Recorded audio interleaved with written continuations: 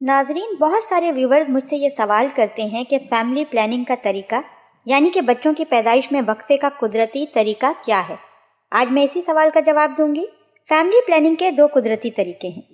پہلا میتھڈ ہے rhythm method اور دوسرا میتھڈ ہے عزل میتھڈ، لیکن دونوں میں کوئی بھی میتھڈ ریلائبل نہیں ہے کہ آپ کو کہا جائے کہ 100% اس بات کی شیورٹی ہے کہ حمل نہیں ٹھہرے گا۔ دونوں میں ہی رسک فیکٹر ہے کہ حمل ٹھہر بھی سکتا ہے اور نہیں بھی۔ ان میں بھی اللہ کی رضا ہے، جس نے آنا ہے دنیا میں وہ آ کے رہے گا۔ اب میں وضاحت کرتی ہوں کہ ردھم میتھڈ کیا ہے اور عزل میتھڈ کیا ہے۔ تو سب سے پہلے میں آپ کو بتاؤں گی کہ ردھم میتھڈ کیا ہے۔ ردھم میتھڈ یہ ہے کہ عورت سے ان ایام میں دور رہا جائے جس میں حمل ٹھہرنے کے زیادہ سے زیادہ امکانات ہیں۔ اگر ہم بستری کی گئی ان ایام میں تو بچہ ہو سکتا ہے، جسے کہتے ہیں ان سیف پیریڈ۔ اب ان سیف پیریڈ کیا ہے؟ پہلے میں آپ کو سیف پیریڈ بتا دیتی ہوں، پھر جو اس کا اپوزٹ ہوگا وہ ان سیف پیریڈ ہوگا۔ عورت کے مخصوص ایام میں جب اس کو پیریڈز آتے ہیں، ان 6 دنوں کے بعد جب وہ فارغ ہو جاتی ہے تو 4 سے لے کر 7 دن اس میں اگر ہم بستری کی جائے تو ہائر پاسبلٹی ہوتی ہے کہ حمل نہیں ٹھہرے گا، کیونکہ ان ایام میں ابھی بچہ دانی بننا شروع ہوئی ہے۔ لہٰذا ان ایام میں ہم بستری کی جائے تو ممکن ہے کہ بچہ نہ ٹھہرے۔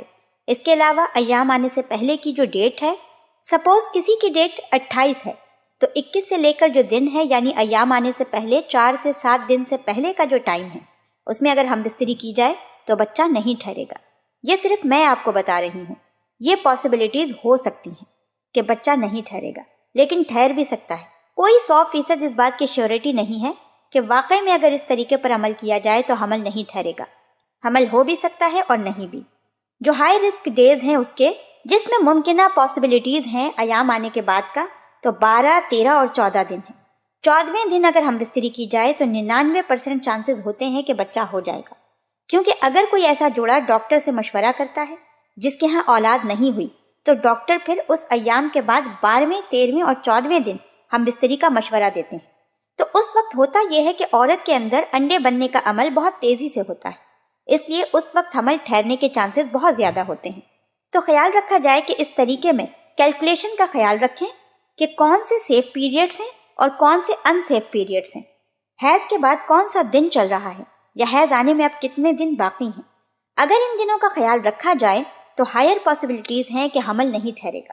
اس کے علاوہ جو ہائی رسک ڈیز میں نے آپ کو بتایا کہ حیض آنے کے 7 دن بعد ہم بستری کی جائے تو اس میں یہ پاسبلٹیز ہے کہ حمل ٹھہر جائے گا، تو ان ایام میں ہم بستری سے پرہیز کریں یا پھر احتیاط کریں۔ ویسے تو حدیث شریف میں ہے کہ حضور پاک صلی اللہ علیہ وآلہ وسلم نے فرمایا کہ جس کو پیدا ہونا ہے وہ پیدا ہو کر رہے گا، حتیٰ کہ پتھر پہ بھی اگر منی گر جائے تو اللہ پاک کو اگر اولاد وجود میں لانا ہوئی تو وہ لا کر رہے گا۔ یعنی مطلب یہ ہے کہ جس ذی روح کو دنیا میں آنا ہے وہ آ کے رہے گا، چاہے کتنی ہی احتیاطی تدابیر آپ اختیار کر لیں، جس کو بھی وجود میں آنا ہے وہ آ کے رہے گا۔ دوسرا میتھڈ ہے عزل میتھڈ۔ عزل والے میتھڈ میں ہے جب آدمی اپنی بیوی کے ساتھ ہم بستری کرے تو اس وقت جب آدمی کی منی خارج ہونے والی ہو اور وہ ٹائم آ جائے تو وہ کیا کرے کہ اپنی بیوی سے دور ہٹ جائے۔ اس معاملے میں یہ ہے کہ اگر وہ دور ہٹ گیا تو ہم بستری کے بعد بھی حمل ٹھہرنے کے امکانات کم ہیں، یعنی کہ 76% چانسز ہیں کہ اس کے ہاں اولاد نہیں ہوگی۔ مطلب یہ ہے کہ اگر 100 جوڑوں نے یہ طریقہ اختیار کیا تو 76 جوڑے بچ جائیں گے اور 24 جوڑوں کو اولاد ہو جائے گی۔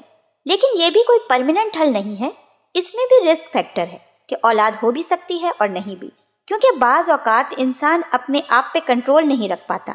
مرد حضرات میں یہ بات زیادہ ہوتی ہے کہ وہ کنٹرول نہیں رکھ پاتا اور اندر ہی منی خارج کر دیتے ہیں۔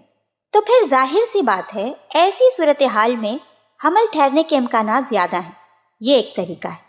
دوسرا یہ کہ عزل والے طریقے کو اختیار کرنے میں شریعت کے اندر اجازت ہے، لیکن ناپسندیدہ عمل ہے، کیونکہ ایک صحابی آپ صلی اللہ علیہ وآلہ وسلم کے پاس آئے اور اس نے کہا کہ میں اپنی لونڈیوں سے عزل کرتا ہوں اور میں نہیں چاہتا کہ ان سے اولاد پیدا ہو۔ تو حضور پاک صلی اللہ علیہ وآلہ وسلم نے فرمایا لیکن بچہ وجود میں آ جائے گا تو وہ اولاد تیری ہوگی، اور مزید یہ فرمایا حضور پاک صلی اللہ علیہ وآلہ وسلم نے، خدا نے جو تیری تقدیر میں لکھ دیا ہے اسے پیدا ہونا ہی ہے، چاہے تو کچھ بھی کر لے۔ تو سمجھ تو آ ہی رہا ہے کہ اگر آپ ردھم میتھڈ کا استعمال کریں، اس میں کیلکولیشن کا خیال کریں اور ان ایام میں ہم بستری کریں جو کہ سیف پیریڈ ہے، یا آپ عزل والا میتھڈ اختیار کریں، لیکن اگر آپ کی قسمت میں اللہ پاک نے اولاد لکھی ہے تو وہ ہو کر رہے گی۔ یہ کوئی 100% ریلائبل میتھڈ نہیں ہے۔ احتیاط کریں، احتیاط اچھی چیز ہے اور باقی قسمت ہے جو کہ اللہ پاک نے لکھ دیا ہے اور وہ ہو کر ہی رہے گا۔ امید کرتی ہوں کہ آج کی ویڈیو آپ تمام ہی لوگوں کو پسند آئی ہوگی۔